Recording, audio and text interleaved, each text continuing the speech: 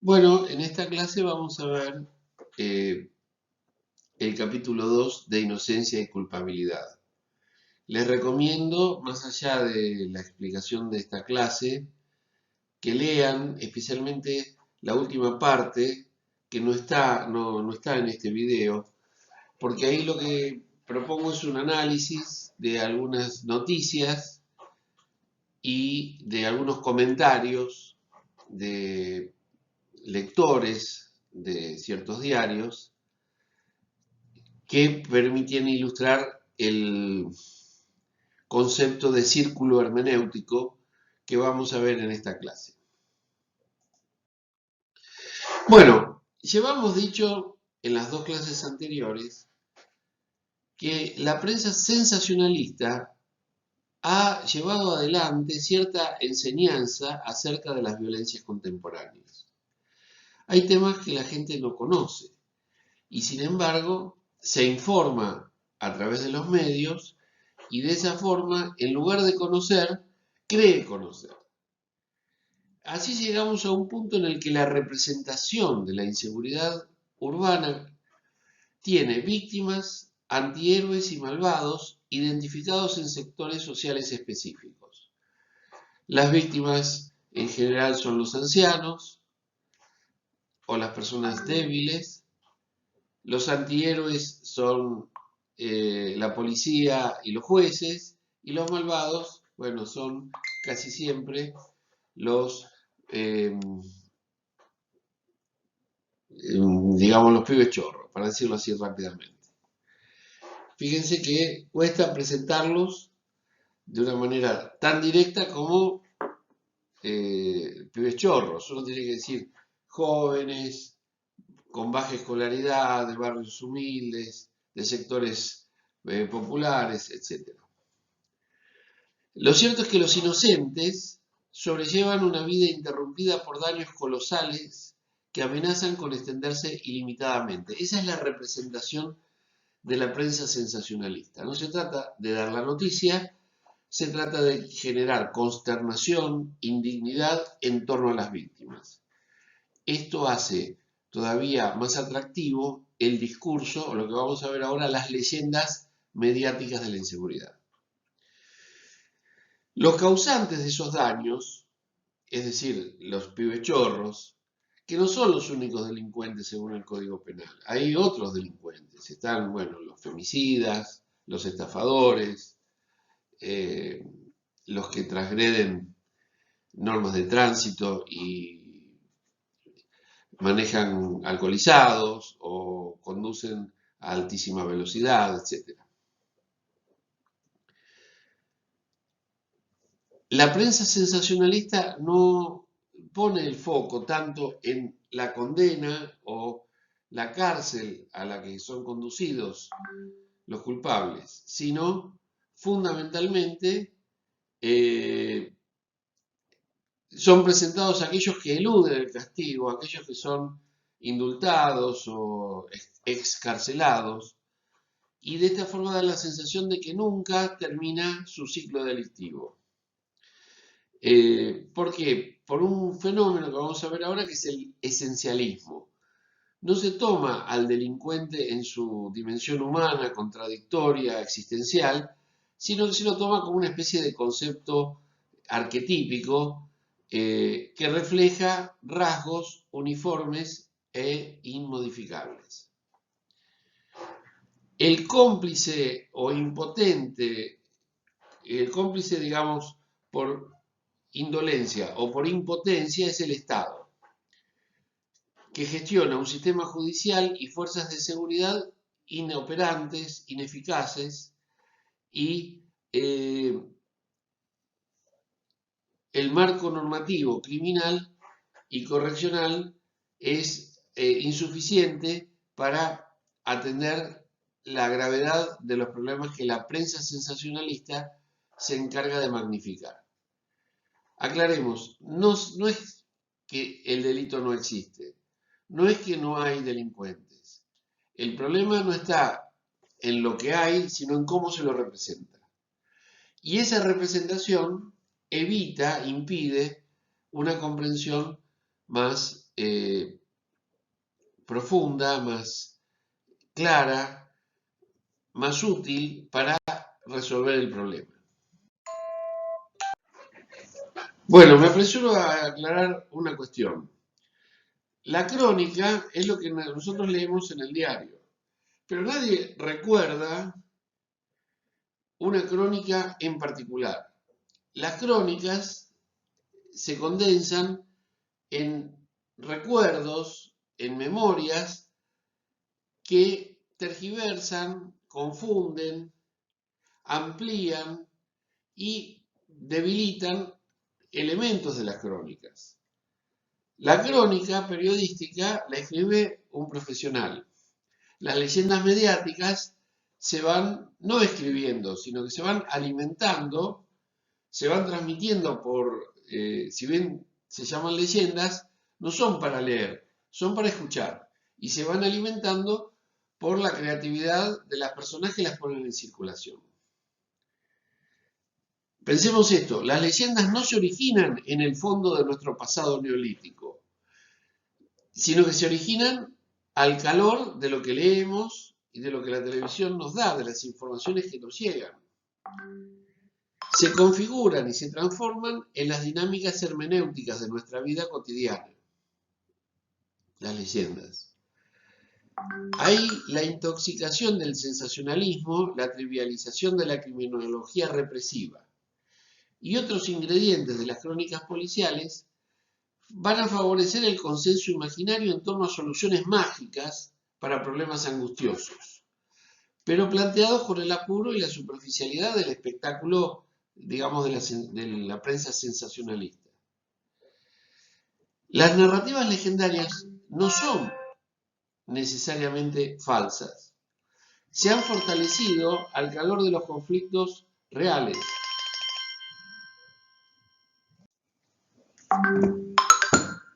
Un detalle adicional de esta noción de leyendas es que las narrativas no son falsas, no son ficticias, son en todo caso imprecisas, ambiguas, distorsionadas, pero se fortalecen al calor de los conflictos reales.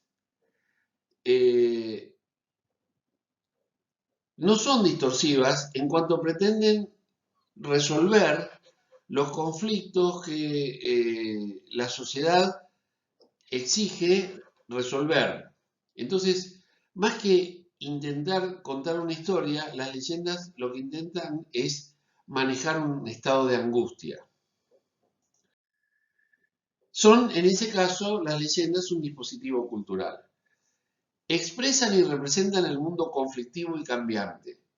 Insisto, el contenido, el relato que trae la leyenda no es necesariamente falso ni verdadero.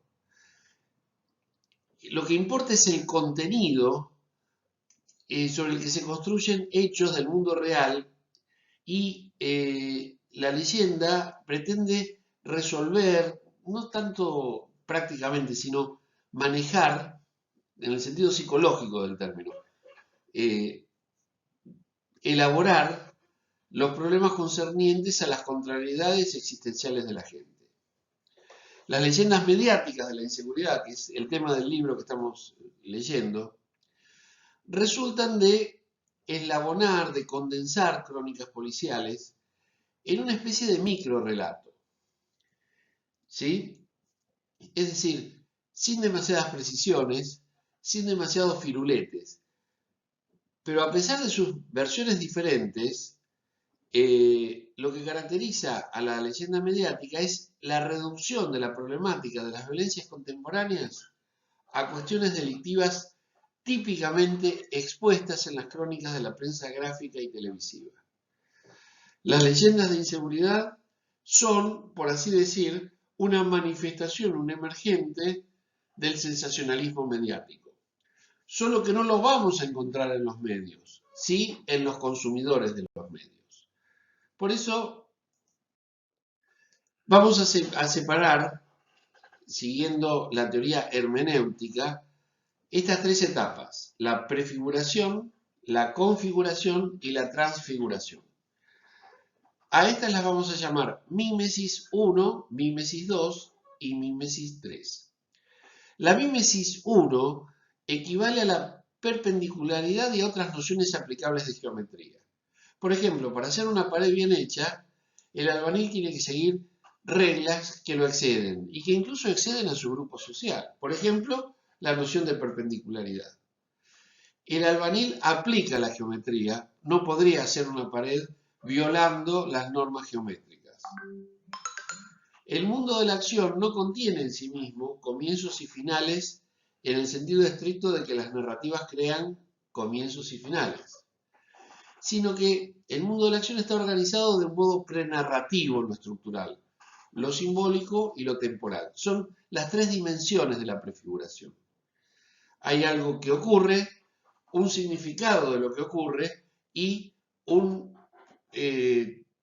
tiempo, un momento en el que lo que ocurre es presente, lo que lo anticipa es pasado y lo que podríamos decir sería un efecto de lo que ocurre es el futuro.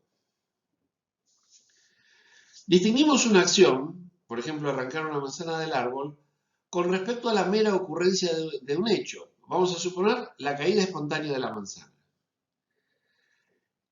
En un caso hay una acción, arrancamos la manzana. En otro caso hay una ocurrencia. La comprensión práctica entre lo que hizo alguien en el árbol y lo que el árbol hizo por sí mismo implica responder a interrogantes básicos tales como quién lo hizo, qué hizo, por qué lo hizo, cómo lo hizo, cuándo lo hizo. O bien omitimos el quién y pensamos qué pasó, por qué pasó, cómo pasó, cuándo pasó, etc. De esta forma, prefiguramos, es decir, no es que lo hace el que escribe el cuento, el que escribe la leyenda, el que escribe la crónica, esto de prefigurar. Lo que ocurre es que para reconstruir el sentido intencional con que una persona efectuó tales acciones, relatamos, por ejemplo, X, el quien arrancó la manzana, ¿qué? Para comérsela y saciar su apetito. Por ejemplo, ahí sería para qué. Logró treparse al árbol, apoyado, por ejemplo, en una piedra. Ahí sería el cómo. Mientras nadie lo veía, ayer a la tarde. Esto respondería a la pregunta ¿cuándo? De esta manera llegamos a la prefiguración, es decir, a la mímesis 1, como la participación de los rasgos prenarrativos estructurales. Bueno, qué pasó, quién lo hizo, etcétera.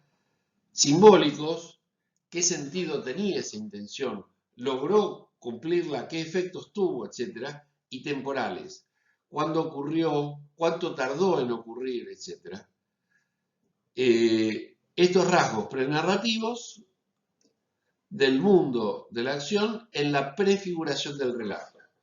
Un relato que no satisface estas exigencias, que no responde a estas preguntas, quién, cómo, cuándo, por qué y para qué, es un relato que no tiene sentido.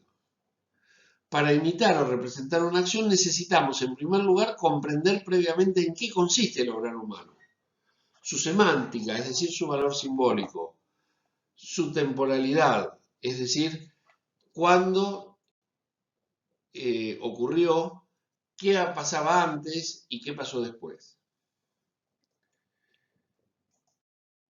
En la mímesis 2 ya estamos hablando de la configuración. Ya no operan restricciones transculturales, como las que imponen los elementos prefigurados o prenarrativos. En su lugar, las mediaciones simbólicas comunes a autores y espectadores o lectores alivian defectos tales como discordancias, incoherencias, exageraciones, generalizaciones, calificaciones despectivas, etc. Es decir, en la configuración de la leyenda, lo que aparece típicamente es el sensacionalismo, el estilo, podríamos decir, exagerado de la prensa sensacionalista. En la prefiguración de lo que sería la mímesis 1, lo que vemos es fundamentalmente la organización narrativa básica. En la 2 en la mímesis 2, vemos la organización narrativa específica. Ahora bien, en la fase mímesis 3 se produce la intersección del mundo del texto, es decir, de la leyenda, de la crónica, y el mundo del oyente o del lector. De esta manera, la mímesis contiene algo más que el entramado, más que el nivel de mímesis 2. La mímesis 1 consiste también en referencias al mundo de la acción, la prefiguración, y al evento de lectura, que es la mímesis 3. Vamos, el relato se completa cuando el lector lee el texto, cuando se apropia del relato al integrarlo mediante los patrones interpretativos de su círculo hermenéutico. Seguramente les ha pasado a ustedes que intercambiando lecturas con personas de otra formación, de otro círculo hermenéutico, no tienen la misma apreciación, por ejemplo, de una película o de un relato que ustedes. ¿A qué se debe eso? A que las pautas interpretativas no son universales. Se van haciendo universales gracias a la escuela, que nos enseña a fijar determinados criterios de análisis y de apropiación del sentido. Por eso es que la fase mímesis 3 contiene referencias al mundo del lector, sus expectativas, hábitos y prejuicios. Las narrativas se ajustan al círculo hermenéutico, donde los relatos alcanzan uno de sus sentidos potenciales. Los relatos tienen infinidad de sentidos potenciales, pero lo más importante es que cada círculo hermenéutico promueve interpretaciones o criterios de interpretación preferenciales. Ustedes piensen esto, ¿cuánto debe esforzarse intelectualmente un lector para reponer los elementos omitidos en las fuentes de información que consulta? ¿Cómo hacemos para señalar, por ejemplo, que en una noticia falta la consideración sobre los vínculos familiares del delincuente, que nunca están, por supuesto? ¿Cómo ratificaríamos la pertenencia al círculo hermenéutico en el que estamos si nos apartáramos de los patrones interpretativos que le dan estabilidad a ese círculo hermenéutico y propusiéramos perspectivas opuestas a las de las crónicas periodísticas referidas a casos de violencia? ¿Cuánto le costaría a un lector, por ejemplo, o a un televidente, cuestionar sistemáticamente el estilo, las normas editoriales, por ejemplo, de Crónica, o de este programa Policías en Acción? El que lo ve asume esos criterios interpretativos. El que no lo ve no conoce esos criterios interpretativos y por lo tanto no está en condiciones ni de absorberlos ni de distanciarse de ellos.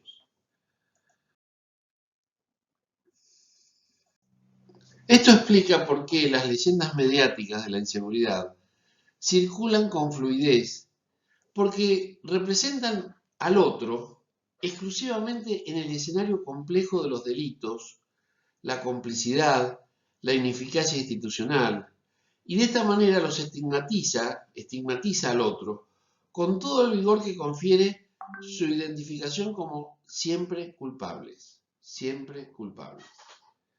No es azarosa esta estigmatización, no ocurre porque sí. Cuando se exhibe a los delincuentes en las crónicas, su rostro aparece oculto. Los datos brindados de su identidad se limitan a la edad o al barrio donde habitan, y de su historia personal solo se refiere su prontuario policial.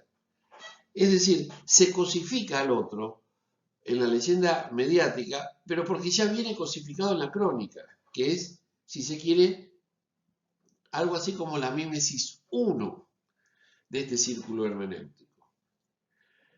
Entonces, alguien es, entre comillas, esencialmente un delincuente porque solo se sabe eso de él. No sabemos si sufre, si está enfermo, si tiene otras necesidades, etc. Sin otros datos, se lo identifica sin más como resultado de una esencia que está por encima de la historia y de las conflictivas condiciones sociales en que ese individuo aprendió a sobrevivir. Pero también hay otro trasfondo de el círculo hermenéutico de las leyendas de inseguridad. Es, una vez más, la ideología dominante que disculpa al Estado de toda obligación de compensar las cargas sociales y a las corporaciones que controlan la economía y que controlan el trabajo, también se las disculpa, se las descarga de toda responsabilidad frente a los desniveles de ingresos y sus consecuencias, a la falta de trabajo, a los salarios insuficientes, etc. Predomina en esta ideología eh, ¿qué cosa? El liberalismo, la idea de que cada cual es responsable por lo que hace, como si lo que hiciera fuera exactamente lo que uno quiere hacer y no lo que uno no tiene más remedio que hacer. Bueno, la responsabilidad individual es otra de las mediaciones simbólicas que vinculan eh, a las leyendas de inseguridad con los engranajes que aceleran la transmisión de estas leyendas y que por eso se van haciendo cada vez más abigarradas. Los círculos hermenéuticos cada vez son más poblados. Bueno, fundamentalmente hay tres factores de la transformación del Código Penal influidos por la ideología neoliberal. En primer lugar es el deseo de venganza. El segundo es el de reducir el Estado a su mínima expresión, ¿sí? Que es el Estado gendarme, el Estado policial. Y en tercer lugar consiste precisamente en la población excedente, la población que no tiene trabajo, que no tiene vivienda, que no accede a la educación. Bueno, entonces ir separando, apartándola de la sociedad, empujándola hacia lugares, digamos, marginales, como entre otros la cárcel.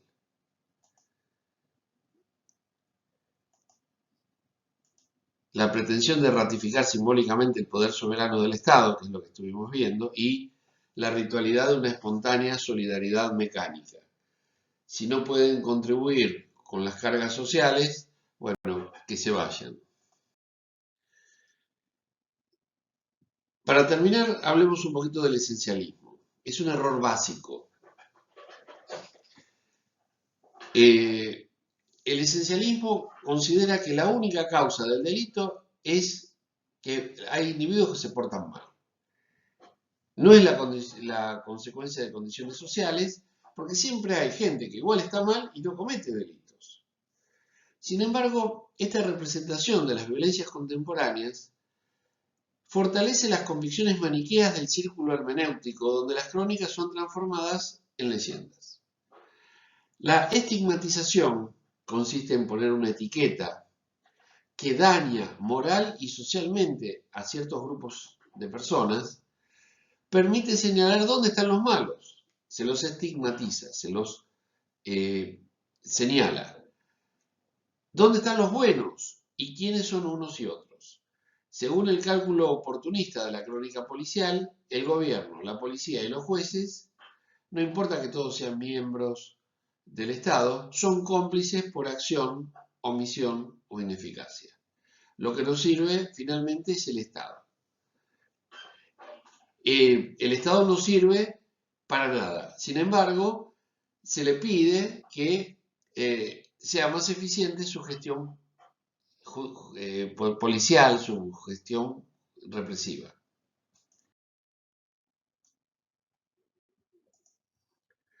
Bueno, con esto damos por terminada la clase de hoy.